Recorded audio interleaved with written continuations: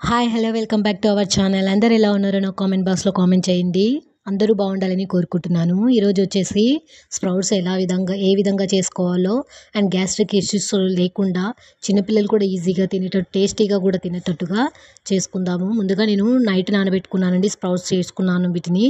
ఆ స్ప్రౌట్స్‌ని మొత్తాన్ని కూడా నేను ఇడ్లీ కుక్కర్‌లో వేసి, ఇడ్లీ గిన్నెలు ఉంటాయి కదండీ! అందులో నేను ఎర్రపప్పు, మన స్ప్రౌట్స్ ఉన్నటివి ఎర్రపప్పు అండ్ శనగలు, పల్లీలు, పెసళ్ళు అన్నిటిని కూడా వేసి మంచిగా ఆవిరి మీద ఉడికించుకోవాలండి. 10-15 మినిట్స్ చాలు. మంచిగానే ఉడికిపోతాయి. ప్రోటీన్ కూడా ఏవి కూడా విటమిన్స్ అవి కూడా ఏవి లాస్ కాకుండా ఈజీగా అండ్ టేస్టీగా కూడా చేసేసుకోవచ్చు. త్వరగానే అయిపోతాయి. టేస్టీగా ఉంటాయండి. స్ప్రౌట్స్ అంటే ఇష్టం లేని వాళ్ళు కూడా చాలా ఈజీగా తినేస్తారు ఈ విధంగా చేయడం వల్ల. చూడండి ఉడికిపోయాయి చూడండి ఇక్కడ పెసళ్ళు అవన్నీ కూడా. వీటినన్నిటిని కూడా నేను తీసి పక్కకు పెట్టుకుంటున్నాను. కొంచెం వేడిగానే తినేయొచ్చండి. మంచిగా ఈజీగా టేస్టీగా కూడా ఉంటాయి ఈ విధంగా చేయడం వల్ల. ఈ వాటర్‌ని కూడా మనం పప్పులో యూజ్ చేసుకోవచ్చు. పప్పులో కానీ, చారులో కానీ. ఇప్పుడు సర్వింగ్ బౌల్ తీసుకొని సర్వ్ చేసుకోవాలండి. నేను ఇక్కడ పెసళ్ళు వేస్తున్నాను. పెసళ్ళు అండ్ పల్లీలు వేస్తున్నాను. ఉడికించుకున్న పల్లి.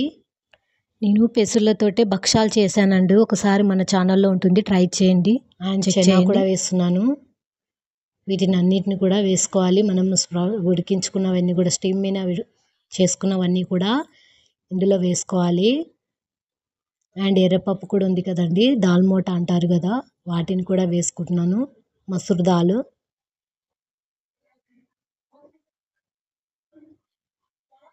మంచిగా వేసుకొని అందులోనే సాల్ట్ అండ్ పెప్పర్ పౌడర్ ఉంటుంది కదా! నేను పెప్పర్ పౌడర్ వేసుకుంటున్నాను. అలాగే సాల్ట్ మీ దగ్గర ఆమ్చూర్ పౌడర్ కానీ, ఇంకా చాట్ మసాలా కానీ ఉంటే వేసుకోండి. అది కూడా చాలా టేస్టీగా ఉంటాయి. ఈ విధంగా మీకు ఇష్టమైనంత salt, pepper powder, chaat masala, amchur powder అన్నీ వేసుకున్న తర్వాత మంచిగా మిక్స్ చేసుకోండి. ఈ విధంగా మిక్స్ చేసుకున్న తర్వాత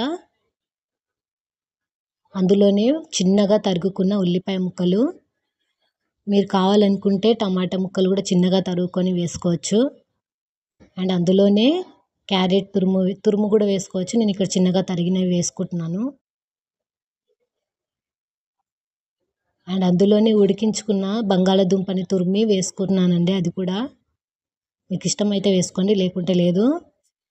ఈ విధంగా అన్నిటిని కూడా వేసుకున్న తర్వాత పైన లెమన్ జ్యూస్ పిండుకొని మంచిగా సర్వ్ చేసుకొని తిన్నారంటే చాలా టేస్టీగా ఉంటాయి. ఇది కొంచెం తిన్నా చాలు. షుగర్ పేషెంట్లకు కూడా చాలా యూజ్ అవుతుంది ఇది.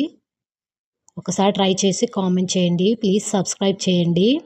అయితే అవి మిగిలిపోయాయి కదండీ! ఈవినింగ్‌కి నాకు స్ప్రౌట్స్ మిగిలిపోయాయండి ఈవినింగ్‌కి. వేస్ట్ చేయకుండా వాటిని ఒక మిక్సీ జార్‌లోకి తీసుకొని పచ్చిమిర్చి, అల్లము, ఉప్పు వేసుకొని మంచిగా బరకగా పట్టుకున్నాను మిక్సీకి. ఇప్పుడు అందులోనే 3 టేబుల్ స్పూన్స్ రైస్ ఫ్లోర్ వేసుకున్నాను.